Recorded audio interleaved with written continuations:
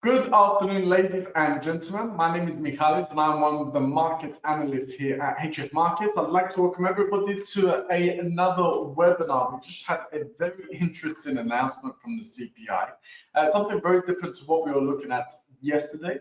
We spoke about this in today's markets analysis as well, that the fact that the PPI effect does have an effect on the CPI index, but regardless of that, analysts need to, of course, analyze and determine how long that domino effects actually takes to actually fully form, because you may have a PPI and higher producer inflation, which may take 2, 3, 4 months to actually show on the CPI announcement.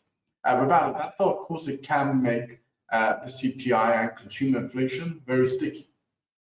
But today, what we're going to do is concentrate on technical analysis, and we're looking at a specific indicator. We're looking at one of the most popular indicators.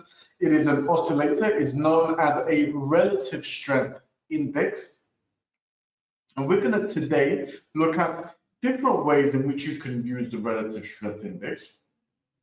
Because there's a lot of people that only look at the RSI as something to determine overbought and oversold, but it's actually one of the most powerful tools and indicators which you can use, and there's a lot of different ways in which you can use the RSI. For example, looking at convergence, divergence, price action, wave analysis, and we're going to look at a lot of different factors.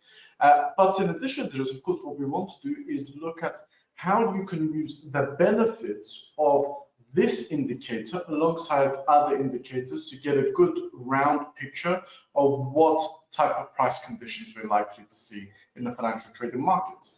Because of course, like all assets, there are definitely advantageous and there's advantages to using them in certain ways, but of course they also have limitations.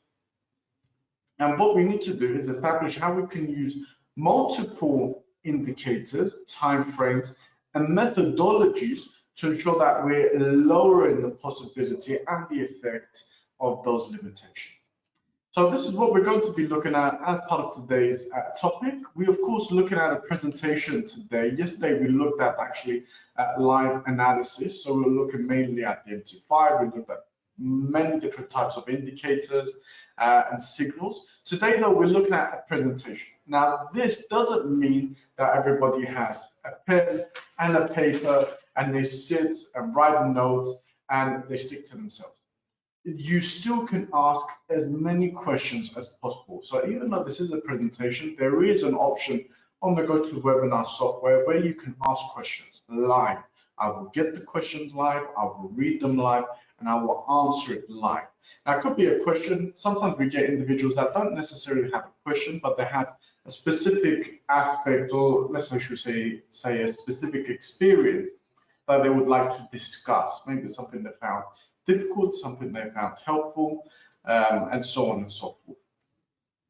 So, of course, communication is very important. It's not necessarily just a seminar where everybody has to sit and watch. Let's get some discussions and make it a lot more engaging and fun for everybody. Now, as part of this slide, we've got 2 slides only. That's an introduction, and then we're going to go straight away and look at today's topic. Now, this slide here, what I want everybody to be aware of is, of course, when we're looking at the financial trading markets, we are looking at speculating whether assets and their prices are going to increase or decrease. Today, we're looking at a tool about how we can potentially predetermine how the price is likely to move. But of course, we have no control over how the price is going to move. Neither you have control, neither I have control, or us as a broker and as a platform do we have control over how the price is going to move. You can be assured of that because very simply, if you look at the price of, for example, Microsoft stocks on our platform, and then you go to Google and type in Microsoft stocks, what you'll see is that it's the exact same price. So we have no control over how the price is going to move. So because of this, ladies and gentlemen, we have to understand that it's an investment. There is a specific level of risk to the capital that you are trading with. For example, if you're buying at 100 and the price is going to drop to $95, and you're not using leverage, it is a loss of $5. This is just an example.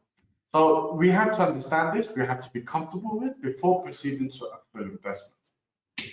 Now, of course, we don't give financial advice, but what we do want to do, because there is volatility in the market, there's a lot of different methodologies, approaches, tools, and indicators that you can use. What we want to do is give you as much educational material as possible, as much information, as much training, as much knowledge, in order for you to be confident and active in the financial trading market with knowledge and expertise to ensure that you are able to trade in the path and within the boundaries which you personally set out. This is, of course, what we want to achieve.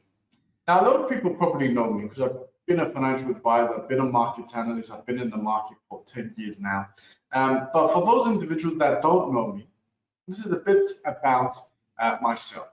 And I do think it is important to know a little bit of the background of the person who's providing you with this information. So my name is Michalis, I'm the market analyst here at HF Markets. I've been in the financial trading market for 10 years. Originally, I started off as a financial advisor in London. That I did for 4 years. I've been a market analyst now for approximately 6 years, give or take a couple of months. So this is a bit about myself. The main thing I want people to really to understand about this slide is that I want people to be comfortable with asking questions, to seek assistance. If you're finding something difficult within the market, feel free to write a note on the platform, on the GoToWebinar software. I will look at it live. I can already see something has been written. I'll look at it in a moment. Or of course, you can send an email, and you can also request a one-on-one session as well. Now, before I look at the question or the comments, I haven't looked at it yet. At the end of every single webinar, we always do a poll, and everybody votes on what they believe is going to happen within the market. For example, 2 weeks ago, we looked at gold. The week before that, we looked, I believe, at the Euro USD, if my memory goes back that far. And last week, we looked at the Dow Jones. So the Dow Jones had a lot of volatility. We started to see some nice, strong upward price movement. We actually analyzed it together. And the question was if it would increase above the resistance level of just under 39,500. At the time of the poll during the webinar, the price was at just under 39,000, so at 38,913. Now, 50% of individuals voted yes, that it would reach and break that level. 50% said no. Now, we've been doing polls for a very long time, and it's the first time actually we've had a 50-50. Normally, we have about 95 increase, or a 90% increase, or an 85% decrease, whatever it may be. First time I've actually seen 50-50, so it's quite interesting. I think the 50-50 scenarios had a lot to do with the fact that it was a webinar just before the inflation announcement. So of course, everybody understood that the price movement would largely also be dependent on the inflation announcement, both from yesterday and from today as well. It did end higher. So 50% of people that voted were correct. By the end of the week, the high was 1.8% higher. The end price of the week, it was 1.5% higher. And even when looking at the price today before the announcement, because of course that isn't taken into consideration the CPI, otherwise it would be probably a lot higher than all three of these numbers. But even so, it's still higher than last week. So well done to those 50% that voted that it would increase in value. Hopefully, though, next time we can get a higher success rate, because 50% isn't quite high in my books. So the relative strength index. Now, the first thing I want people to be aware of, this slide is going to be very basic, but we're going to go more and more advanced. The relative strength index is an indicator. It's a tool which is inputted onto the chart, which is there and designed to give you certain indications and elements related to the price. Because of course, when we're analyzing a financial trading market, the price, especially when trading CFDs and looking at short-term price movement, the price has a lot of importance. So for example, the price, you need to look at when we're analyzing, we look at the momentum, the price sentiment, whether buyers or sellers are controlling the market. We look at resistance points, psychological levels within the price. There's a lot of things that we look at. Now, the RSI is there and designed to give us assistance in understanding these things. So again, we're able to look at the price and look at the momentum and the direction and the pattern and so on and so forth, but to actually take that information and give us an answer, because the answer that everybody wants to know is, should I be buying, should I be selling, what should my target be, and how long should I be trading in that direction? So there's a lot of information out there, but it's about being able to successfully take that information and to give it in a certain way that it provides, for example, a simple way of understanding it, a signal, an indication of how the price is going to move within a specific period of time. If you're able to derive that and achieve that successfully, then of course you are likely to see, of course, a successful trade and a successful trading experience. So the RSI, for people that want to know the default parameters, which of course I always say to individuals, when we're looking at indicators, there's always default parameters, but a lot of the time they have weaknesses, and people a lot of the time also think to themselves, I'm going to put this onto my chart. It means I have to think less, and it's going to help me trade, and that will make me a successful trader. And that's definitely 100% less correct. It doesn't mean you're going to analyze less when you put an indicator on the chart. What it is doing though is very simply helping that process of getting to an answer, should we say. Again, when we say an answer, to a signal, to an indication. Okay, doesn't mean you're going to analyze less. You're still going to analyze the same information. This is just going to help the process, for example. So the RSI is one of the most popular indicators within technical analysis and is part of a specific category, which is known as oscillators. If you also go on to the MT5, MT4, you go to inserts, then you go to indicators, you will see there's a category there known as oscillators. So the RSI is part of that category.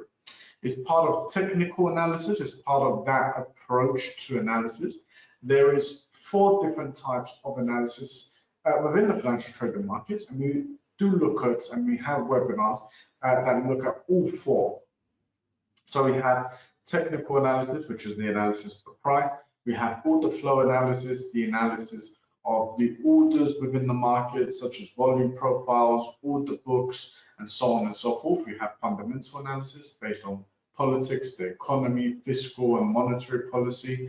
And then we have sentimental analysis based on the psychology of the market, of the economy, and of investors. So today, though, we're going to focus on technical analysis. Now, the RSI is driven and gives indications and signals, which is based on 2 factors. Very simply, the price movement and the current momentum of the price of the asset. Now, because of this, the accuracy, if you're going to always stick to the same default parameters, that accuracy in the success rate will, of course, change depending on the asset. Because we have to think every single asset is different. Every asset is different. No asset has the same traditional price movement, traditional price patterns. No asset has the same volatility and momentum and direction and price condition. So of course, if you're very simply just going to stick to those default parameters and you're using it on all these different assets, most of the time the indicators are not going to work. So this is a very important factor. How do we derive to a signal, to getting signals and indications? It's derived from the price movement and the price momentum. every single asset has different movements, momentum, volatility, direction, etc. We won't go through them again. So of course, the RSI can never be the same for each and every single asset. This is the first important thing for individuals to learn, and it's actually one of the biggest mistakes that beginner traders actually make. And that is very simply just put in the RSI thinking it works the same for every single asset. Now, the indicator is used to determine when the asset is controlled by buyers or by sellers, or whether the price is overbought or oversold, and also to determine whether there's strong or weak price movement within the assets. I've spelled weak wrong. Please forgive me for that. So the idea is that the RSI is going to help traders validate trends and trend reversals. The biggest mistake traders do is not modifying the indicator to the asset, to the trend, and using it alongside other indicators. So we said there's advantages and disadvantages to the RSI. We have to, of course, use other indicators alongside the RSI to ensure that those weaknesses are not being exposed. So our trading plan and our success rate and reward to risk ratio as well is not being exposed to those disadvantages, to those limitations, should we say. So let's move on. Now, as part of this slide, we're not going to look at anything in a lot of detail. We're very simply, as part of this slide, want everybody to get at least a first look at the RSI.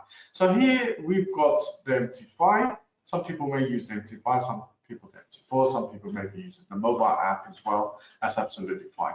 The relative strength index is available on all three platforms.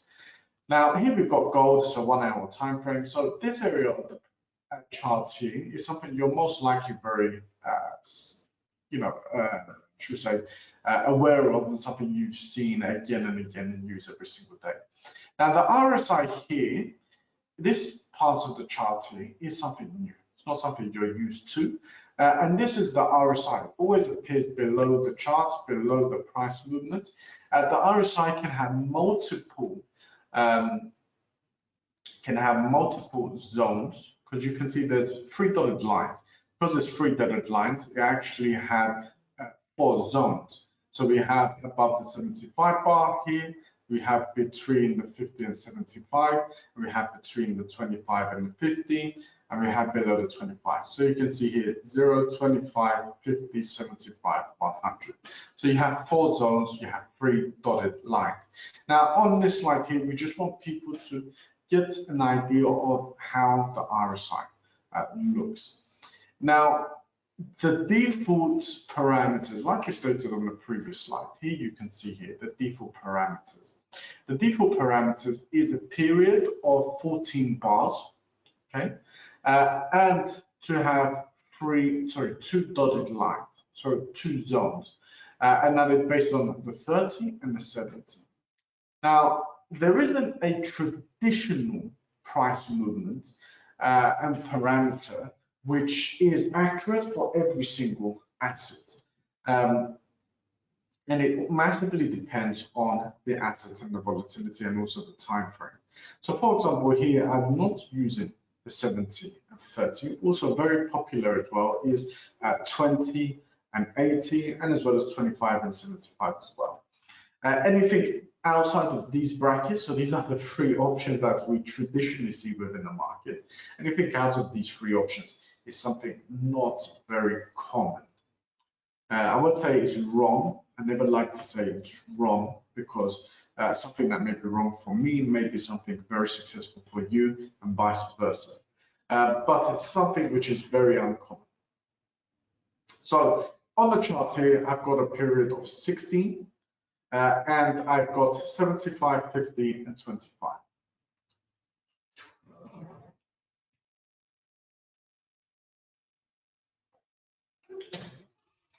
Now here, ladies and gentlemen, we're going to look at something very quickly.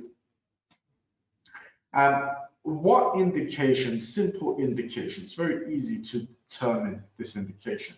What indications is the RSI providing us? Now let's start off with 75.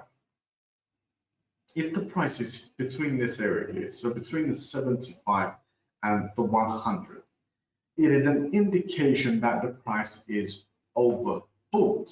Now, what does overbought mean? Overbought means the price has increased above its traditional levels. Now, when I say traditional levels, it doesn't mean it's gone to a price it has never gone to before. It doesn't necessarily mean an all-time high. It could be just traditionally within a space of 1 hour, it doesn't increase that much, or it could be it doesn't increase that high, that fast, or with so many orders, for example, as well. So it doesn't necessarily mean it's too high, but what it means is that it's untraditional.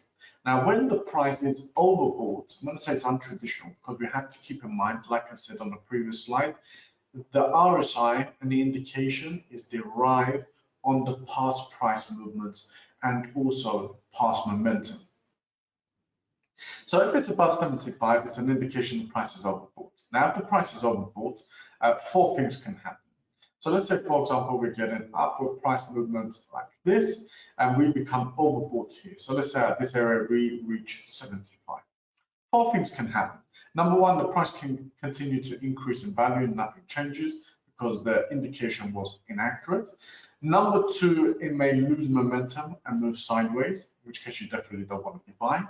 And number three, it could retrace before continuing the upward trend, in which case if it does, you of course don't want to trade on the retracement, you'd rather be buying here at this level rather than being buying here when it's about to retrace. Or the other option is we see a completely different trend within the market, in which case again, you definitely don't want to be trading in that direction. So this is the overbought, ladies and gentlemen. So for example, the only indication here we have of it being overbought is here on the 10th of May. So that is approximately, ladies and gentlemen, in this area here. So you can see here, it didn't necessarily pinpoint the top and the end of the trend. Keep in mind, it's not like a work of art that it becomes overbought, and exactly at that point, at that line, we're going to see the price at decline. It's not a work of art. We're looking at trading, and it's just simply looking at the price condition. And even, you know, though the indication is here, okay, and the price declined here, maybe the overbought point was here. It's just that people pushed the price higher than its intrinsic value. But you can see it was a great indication because soon after, approximately 3 hours after, we saw a massive decline. So, you know, in this area here, definitely isn't an area where a lot of traders will want to trade because they're trading very close to the end of the trend. And then, ladies and gentlemen, we got the area between 75 and 50. Now, that is an area that tends to indicate that buyers are controlling the market. So for example, if you look at this area of the market here, we're between 70 and 50. So it's indicating very simply that from here all the way up to approximately here, that buyers are controlling the market.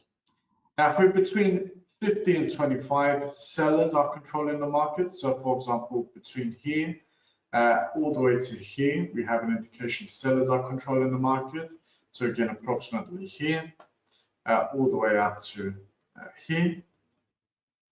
Okay, so that's an indication that sellers are controlling the market. And then we've got below 25. So here we're below 25, and also here we're below 25. Amazing indications, because this indicated when the price was too low based on the traditional price movement, so oversold. So again, it's the same scenario. If the price is downward price movement, we become oversold. 4 things can potentially happen: the continuation of the trend, sideways price movement, a retracement before the trend continues, or a completely different trend in the opposite direction. So this is 4 scenarios that can potentially happen. We became oversold here, and we can see at that level we were close to the end.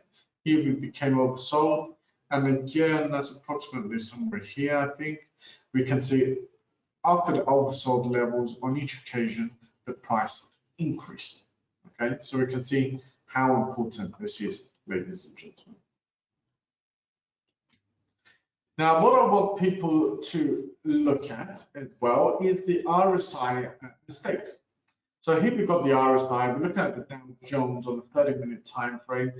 We've got a period of 20, of 50, of 75, and a period of 10. So what are we doing? We're not taking into consideration the volatility of the assets, the traditional price movements. And also this is how you can check if the RSI will be accurate as well. Because you can check different parameters based on, let's say, the past 2 weeks and see which parameter is the most accurate. So for example, here, this is an example where it's definitely not accurate. So here, for example, we're above 17, so indicating the price is too expensive. Gave that indication basically here. It was definitely wrong. The price continued to increase. It continued to indicate overbought all the way to here. But again, even so, the price kept on increasing. We had an indication here of the price being oversold. This was accurate because it did decline and cause a retracement. But again, it was only a slight, small retracement again as well. So you can see here that the parameters are wrong. And this is one of the biggest mistakes, that traders use the wrong parameters. Now, some people say, how am I going to know what parameters are correct? So you very simply go to the asset that you are trading. Because there is also, just so everybody's aware, for beginner traders or for somebody which doesn't have a high success rate, or for somebody which has very little experience, there's benefits to only trading one asset. So you go to that asset that you are trading and you check based on the past week, or let's say the past 2 weeks, you check different parameters and you look at which parameter is the most successful. Okay, as the week comes to the end, you check it again because the volatility levels and price conditions will keep changing. So at the end of the week, you check it again, or should we say a Monday morning potentially as well, you check it again. And you may need to tweak those figures and those parameters again. At the end of the next week, you recheck it. Now, yes, most of the time you won't have to change it if you find the right parameter, but you have to keep checking it because there will be times where, yes, you do have to change it. So based on the volatility and price conditions, you do require an early signal. You need to take into consideration if you require an early signal or a delayed signal. So for example, yesterday and today, where we had major events, we saw a lot of volatility. For example, I can take an example and look at how much volatility we saw today. We're looking at the NASDAQ, for example, in the space of 4 minutes, we saw the price of the NASDAQ increase by more than 0.80%. The NASDAQ didn't increase that much yesterday throughout the whole day, never mind 5 minutes. So anyway, you know, those 2 days we're looking at a lot of volatility. So ideally, we want to see a delayed signal because there's a lot of volatility expected and we want to be trading it, and we don't want to give us an overbought signal before the price movement even happens. Very simply, only because it's volatility that we tend not to see within the market. So you need to think to yourself if you're looking for an early signal or a delayed signal, because there are scenarios where you want to also be looking at an early signal. So the first thing I want people to be aware of is a breakout on the RSI, and also to take into consideration, I can see a question, I'll answer it in a moment. And I didn't answer the previous question as well. So before looking at this, I'll answer the questions. So very quickly, somebody here says, can we look at that Fibonacci retracements? We looked at it last week and it worked very well for me. If we can look at it again, yes, we can, but because it's not on the presentation and it's on the MT5, we will look at it back at the end of the webinar. I've got another question here. Somebody says, is there a way that RSI can appear on the price itself?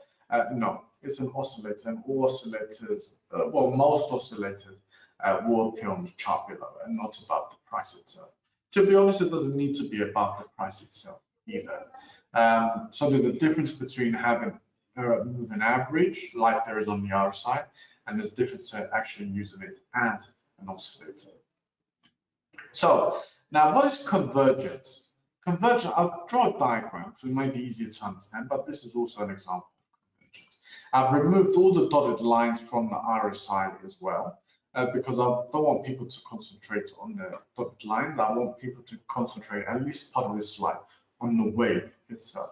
So what is convergence? Now, if we're seeing the price movement do something like this, and then we're looking at the RSI, and the RSI, for example, may do something like this. Okay, this is known as convergence, because what we're actually seeing is we're seeing higher highs and we're seeing higher lows. And if we're looking at the oscillator is also seeing the same type of price movement. We're seeing higher highs and higher lows. Whereas if we were, for example, looking at downward price movement like this, with higher highs and lower lows and lower highs, actually the RSI may be low and may be looking at strong downward price movement, but there may not be the same type of waves. So it may not be lower lows and lower highs. So for example, it may be like this, then like this, low, low, up, and like this. This is a convergence because it's not in line with the price movement.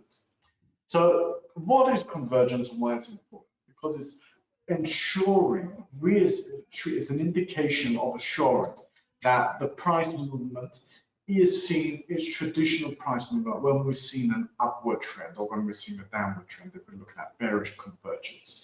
This is an example of bullish convergence though. So it's basically reassuring us that based on the price movements that we typically see within the market, this is an upward trend. There's nothing which is unusual, uncommon about it. And of course, that reassures us as traders. So for example, here we have a low. Then if we're looking at, we ignore, because of course it's this rejection lower wick here is very simply due to the PPI and only happened for approximately a minute. So I'm going to use that as the low, and I'm going to use this as the low. What you'll notice is that there's 1, 2, 3 higher lows. Then we got a high, we have a high, and we have a high, and we have a high, for example. Now, what you will see here on the RSI is that we have a low, we have a low, we have another low here. So what we're seeing is higher lows. And if we're looking at highs, we have a high, we have a high, we have another high as well. So we're seeing higher lows and higher highs as well. So this is convergence, and it's basically reassuring us of this upward price movement. What happens to the price? It does indeed increase upwards. Now, when we stop getting higher highs and higher lows on the RSI, it's actually when the price movement starts to move sideways. So, for example, here we went to a higher high, but actually this is the high, this is the next high, this is the next high. So we actually start to see lower highs. So at that point, we're not seeing convergence. So people they're seeing, looking at charts and saying, there's a lot of upward price movement. You know, it's happened already, but I'm going to go and I'm going to place a buy to take advantage of the continuing upward price movement. But if you look at the price, if you look at the oscillator is actually seeing lower highs, whereas here we're seeing higher highs. So there's no convergence anymore.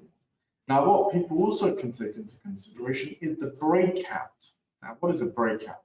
If we get a wave on the RSI like this, we draw this significant line here. Now, if the price breaks above this level here, that is a breakout, and it signals bullish price movement, so upward price movement. If we look at a downward spiral of the RSI, we also have bearish breakouts. So for example, this is a bearish breakout, this is a bearish breakout, for example, as well. This is a breakout level, this is a bearish breakout as well. So this is also something to take into consideration, because that also provides a signal on how the price is potentially likely to move going forward. So let's continue on to the next slide. There we go. So let's also look at divergent, which is the opposite of convergence.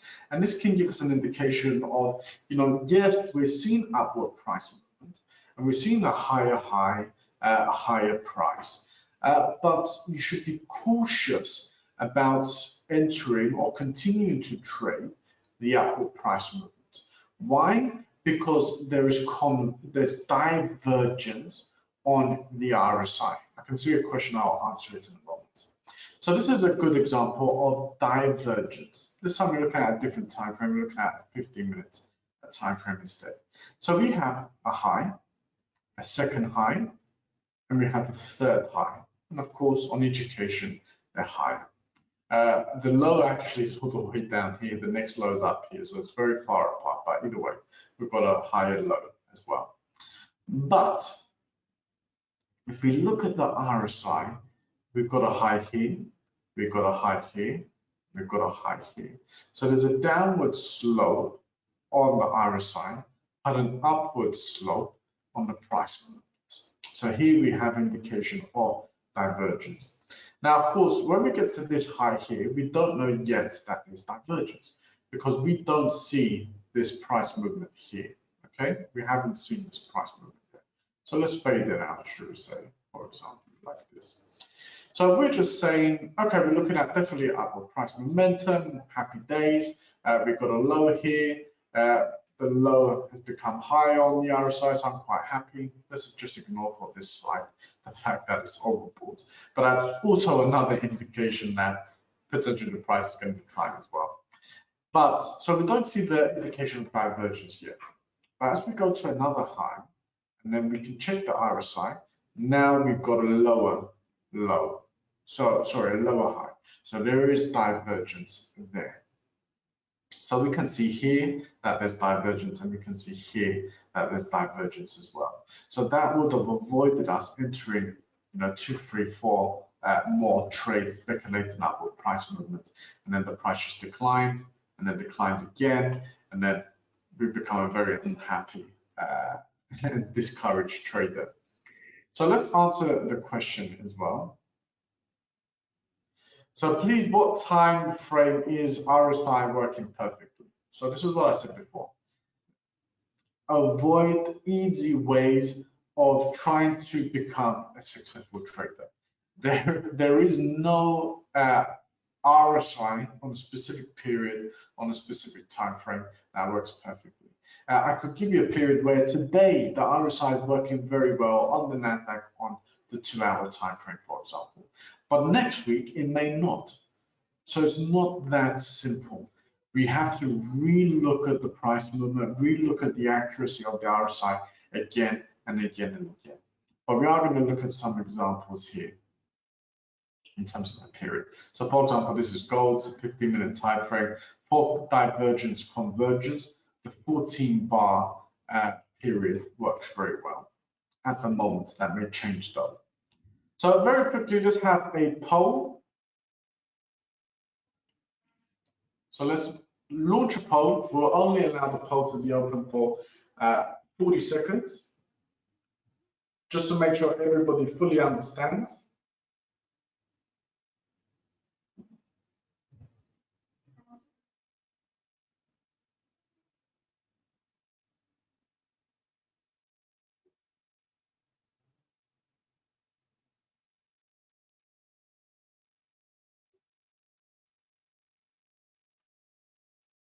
Just to make sure everybody understands, just 6 more seconds.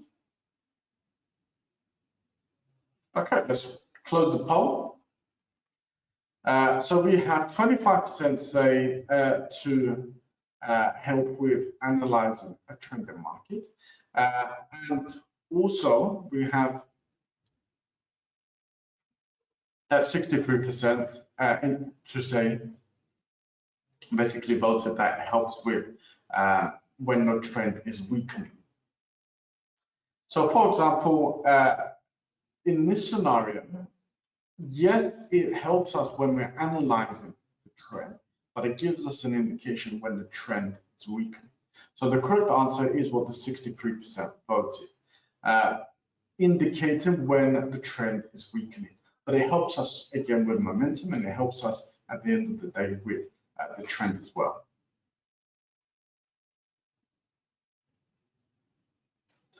So gold on a 5-minute time frame, overbought and oversold. We've already looked at this, okay? So remember, above the key areas on the RSI, so it's 75, 50, 25.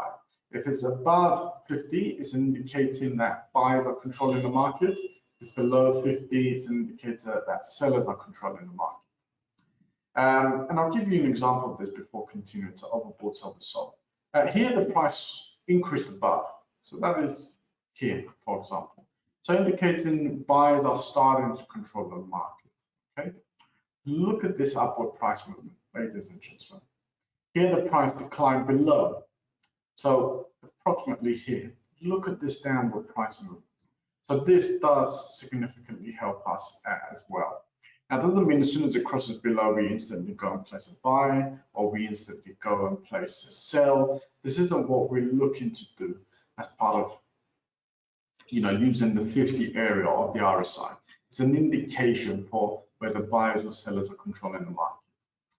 Now, if it's above the 75, like for example here, now people said about the period. Here we've got a period of 12, and it's on a 5-minute time frame for gold. So you can see this works quite well at the moment. Again, we'll have to again and again relook at this at the end of every single week or the start of every single new week. So you can see again here, this was where the price significantly changed. This again was where the price significantly changed. So you can see here how it's assisting us with overbought and oversold. So we also can use the RSI alongside, because we've looked at certain aspects of the RSI, overbought, oversold, above the neutral indicator that buyers are controlling the market, below the neutral indicator that sellers are controlling the market. Also, what I will say is, if it's hovering around the 50, that's a dangerous area of the market. So for example, here, I'll try to find some more examples as well. Here, we're hovering around the 50, so it's moving sideways, more or less at 50. This is indicating that neither buyers or sellers are controlling the market. So there's no clear direction here and no clear control. So this is something also for us to take into consideration.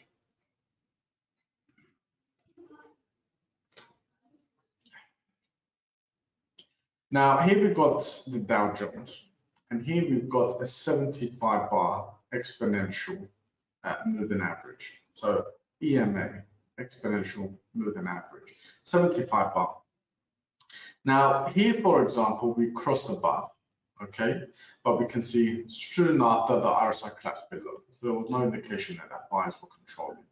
Here we were above the 75 bar, but it's moving sideways. RSI moving sideways, more or less always at 50. Again, so we have no indication that buyers are controlling the market as well. Whereas here we have more stable momentum, upward price movement, and the RSI all the way in this area here is very clearly indicated buyers are controlling the market. And look at what type of price movement we're seeing here, ladies and gentlemen.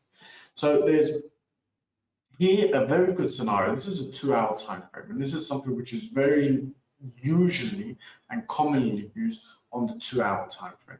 Because what people do is they look at this on the 2-hour and they say, if the price is above the 75 bar and it's also above the 50 on the RSI but not overbought, then I will switch onto 5 minutes, or 6 minutes, or 1 minute, and I will only look at where potentially I can place buy trades.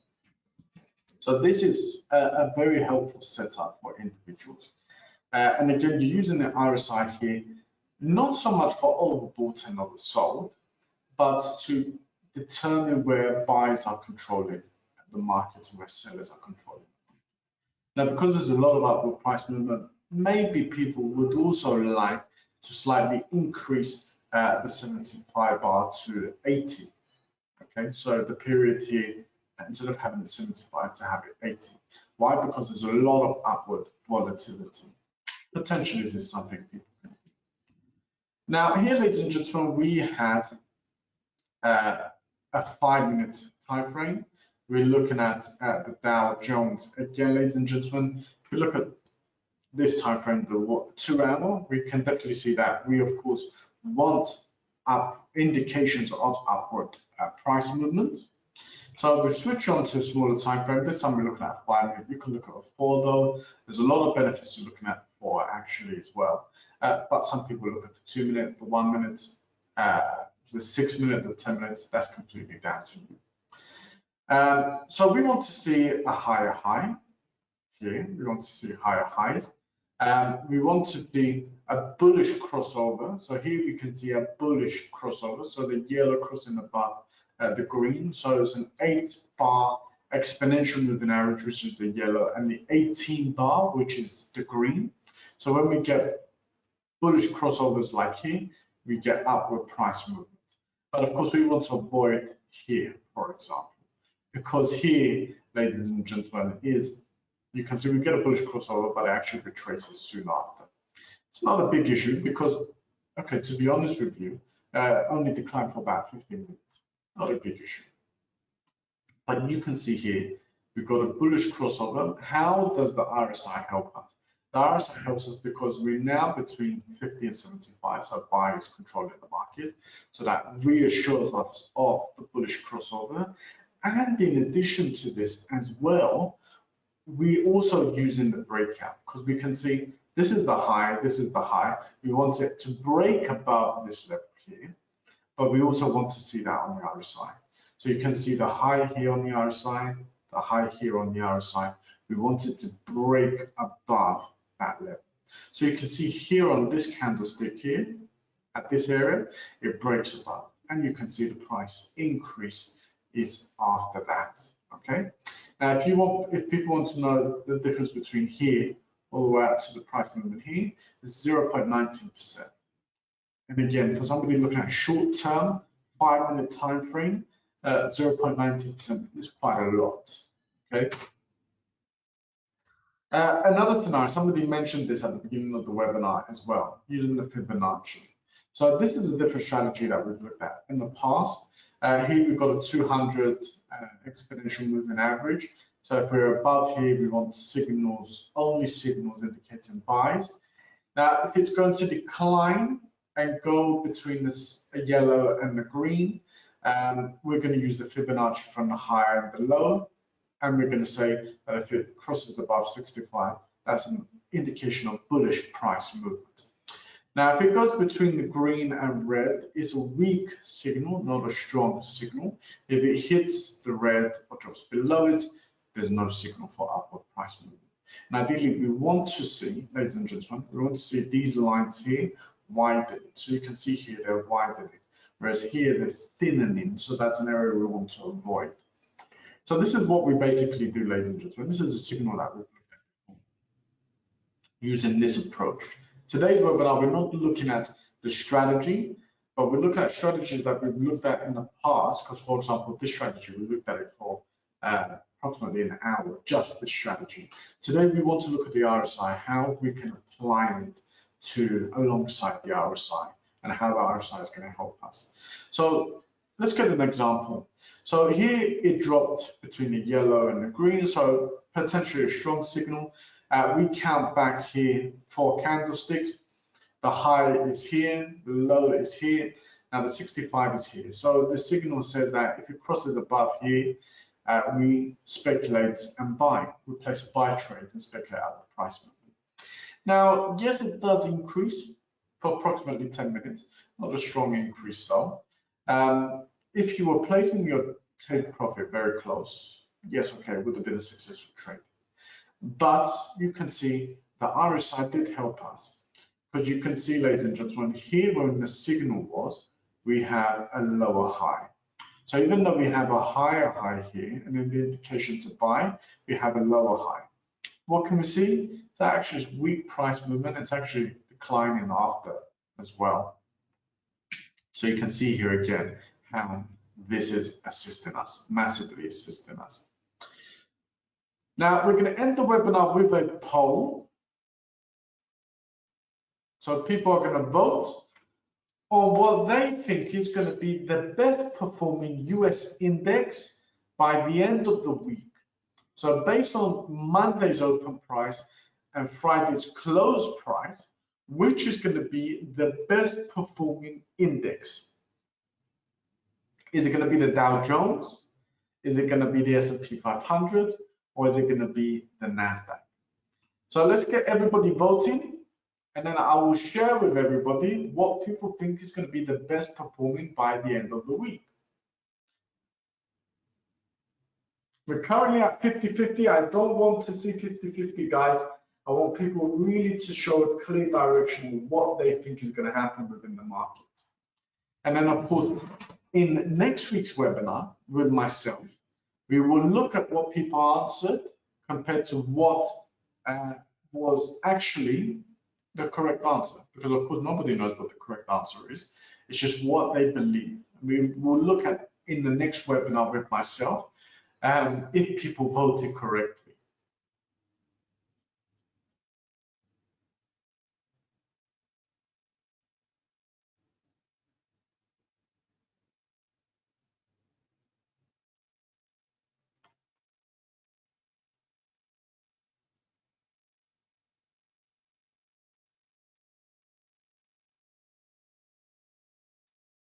So let's end the poll, and I will share the answers as well. So we have 56% believe it's going to be the NASDAQ, 11% believe it's going to be the S&P 500. So very few people believe it's going to be the S&P 500, and 33% believe it's going to be the Dow Jones. So people at the moment believe the most popular, sorry, the best performing will be the S&P 500. Now I've got a question.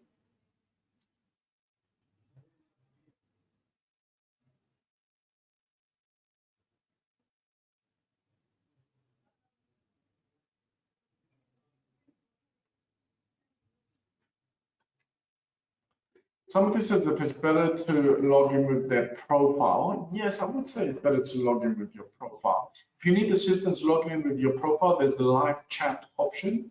So you can speak to the support team via live chat.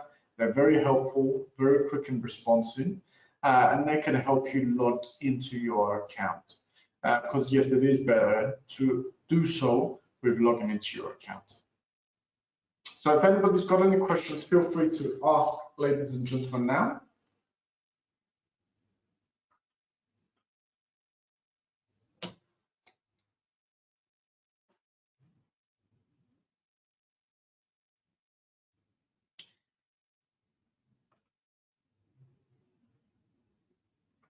Is the RSI effective on indices and pairs or all pairs? Now, some people, especially people really fond of order flow, because of course there is no order flow book with currencies which is available.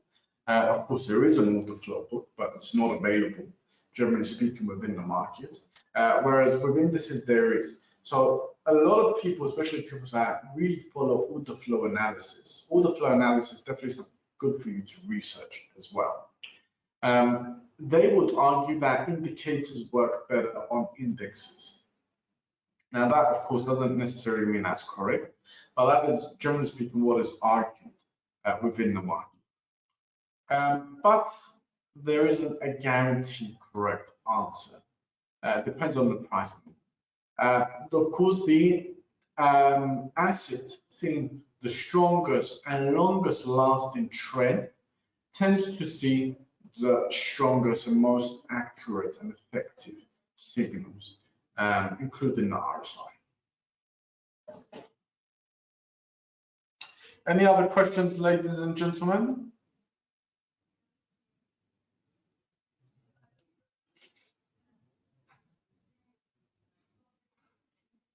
So I can't see any other questions, so let's end today's session. Trade safe, trade responsibly. If you ever, of course, want to get into contact with me, you're more than welcome to send me an email with your questions. In the meantime, trade safe, trade responsibly. Enjoy the rest of your afternoon. and we'll speak again very, very soon. In the meantime, goodbye.